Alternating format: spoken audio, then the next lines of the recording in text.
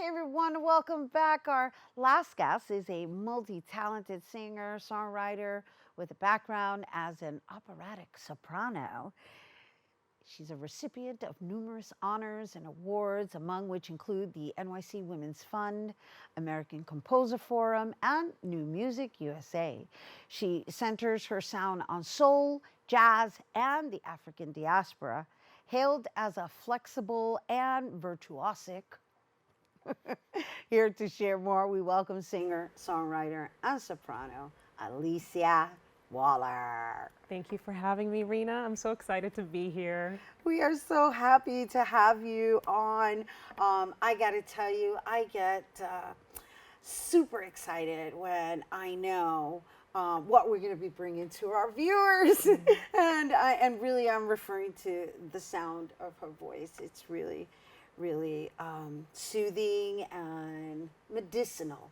Yeah. Thank you. Thank you. It's medicinal. Thank you. I like that. We'll add that to the bio. Yeah, do because you definitely got your own thing going on. And so I do want to share with our viewers, while we are here to highlight her as a performer, I have the distinct privilege of sharing that she is my daughter's vocal coach as well. And so my daughter's in really good hands. She's such a talent. It's such an honor to work with her. She really is. You're a talent. Oh, and we're honored to be under you. Thank you. It's a mutual admiration society. and really, we need to open up with this style because you've got blended genres in here, right? So just give us a little background on you, your development, and how you've been able to find your voice. Yeah. My background is funny. I've taken a lot of steps. I think any artist kind of takes a lot of navigating steps, finding their voice, finding out who they are, and seeking how to express that. But for me, I definitely, I found my way to opera in a funny way. So I grew up in church, singing gospel, singing R&B, just like, any other kid of my time. And then found my way to opera by going to the University of Maryland at College Park. I'd gotten a scholarship. It was the best school I was going to get into. And I was like, okay, I'll sing this thing. That kind of snowballed into this thing. All of a sudden, I had this voice that was meant for this sound. And so I thought, okay, I'm going to go to New York and I'm going to sing like the music of the greatest operatic composers, Giuseppe Verdi, Giacomo Puccini. And I come here and then there's just so much life, musical life in this city. And so then I start wanting to flirt with other things. I want to try this out, and I'm pushing the envelope a little too much with classical music. So then I started doing... Can you explain that to me though, right? Because classical is really rigid, is that what you're saying? Actually, to its credit, the field's credit, it's really opened up in recent years. There are more artists that I think that are tiptoeing out, much like I have.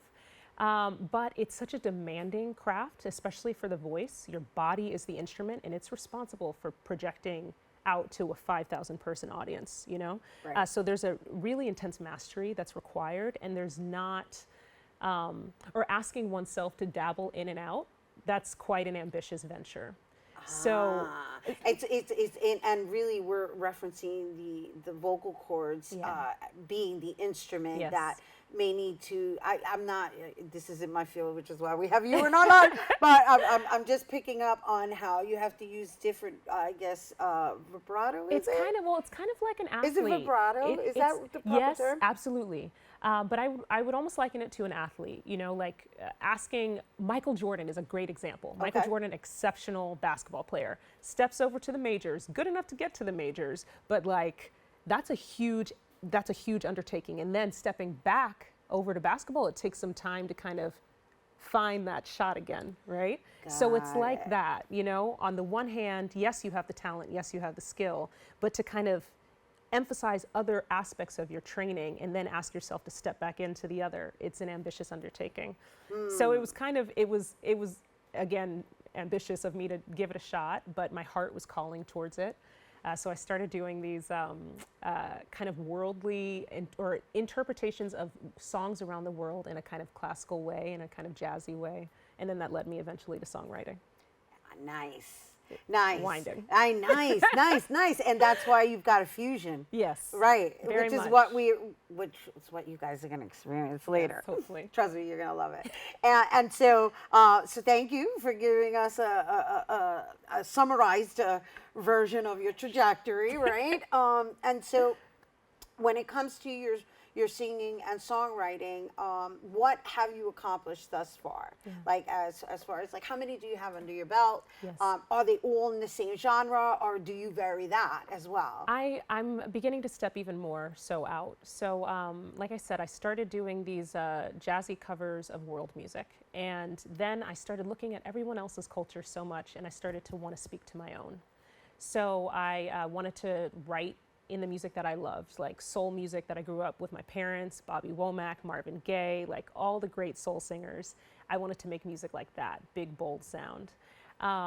So I have a EP that is out, that's out on all platforms. It's called Some Hidden Treasure. That came out in 2020, right at the start of the pandemic. It was tough times, but it's a 4-song project, and it's good music. It is written from my heart, and the one thing that's interesting about it is that they're the first songs that I ever wrote, ever. Wow. Like ever. Wow. Yeah. Wow. I mean, you wrote it and then put it out. Yeah. Good for you. Yeah. Wrote it, recorded, and then put it out with my band of incredible musicians. And then now I'm on the closing end. I'm wrapping up post-production on my first full-length album, which is going to be called Louder Than. And that is very winding. That has elements of funk, elements of soul, elements of R&B, a little hint of classical, because I'm always going to try to take that with me. Right. Very winding. Right. And so how many songs? That one's going to be 8. Wow. Yeah, I'm excited. I'm really proud of it. I actually really am. And you wrote all of them? Except for one I covered. I don't know if I should. I'll share it. Yeah. I covered Someday We'll All Be Free by Donny Hathaway. Okay. Yes. And in your style. In my style. In your flavor. In my and flavor. you guys are going to understand. You're going to understand what I'm talking about after you hear her, right? And so I'm so happy you're here. Thank you. And I'm so happy to share this with our viewers. I'm so happy to be here. Because I got to tell you, when it comes to the artists, I mean, I identify as an artist as well, but I know that COVID really played a role on development, on movement, on audience exchange, on gigs, right? So do you have any gigs coming up? Yeah, actually, I've been mostly focusing on the album right now, but we will probably start performing with a tour in November. That's going to be Midwest, starting in Texas all the way up to Michigan. Oh, my. Yeah. You're going on a national tour? Well, I guess I never thought of it that way. I thought of it as a Midwestern tour. Okay. But yes, I suppose so. Yeah. Yeah. Well, you know, again, just as long as you're here to give my daughter classes. I will be. Don't you worry. No, don't you worry. of course. No, this is wonderful. It is, and it's you know what? exciting. It's wonderful to hear it. And I could see in your spirit, like it just woke you up, because we didn't excited. have that a couple of years ago. Yeah. So it's really awesome to be able to share this with our audience. So we definitely have to bring you back once you complete I the would love album. So that. what does that look like? Yeah, hopefully that'll come out in early 2024, perhaps a single even later this year. We're wrapping up mixing and mastering now. It's some good sound. I'm excited. And so, because you are also an instructor, a Yes. nurturing instructor, be. I may add, what would you like to share with somebody who's pursuing a career in this field, who may not understand how important it is to really craft your voice? Yeah. A vocal or just artistic voice? I want to say in general, right? Because what happens is that everyone just wants to be a singer, and there's so many like developmental processes that one can pursue to develop depending on what it is that you're after, right? So I just want to just as a little golden nugget. Yeah, I would say speaking to the singer as an instrument or as an artist specifically, the body is the instrument, and you are responsible for it. Taking care of your body, taking care of your temple, that applies spiritually and also vocally. And also I would say it's a daily practice. You're at it every day. There's new things to learn all the time. It's never done. but also you can do it and keep at it. Wonderful. Yeah. Well put. Thank you. And duly noted, because again, I think right now we're living in a day and age, just in general, of taking care of our body, right? There's this intense communication that's happening post-COVID, if that's even a word, right? Because I don't know, it's kind of here, it's not. But mind, body, spirit, and we're saying it all the time here on the show. And that really requires time, right, to be with self. And that whether that pertains to developing or just being well, Yeah, right? absolutely. Yeah.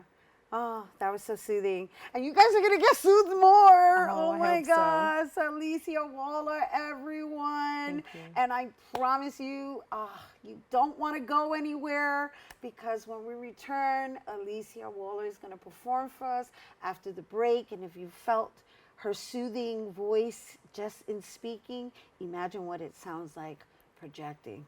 Don't go anywhere.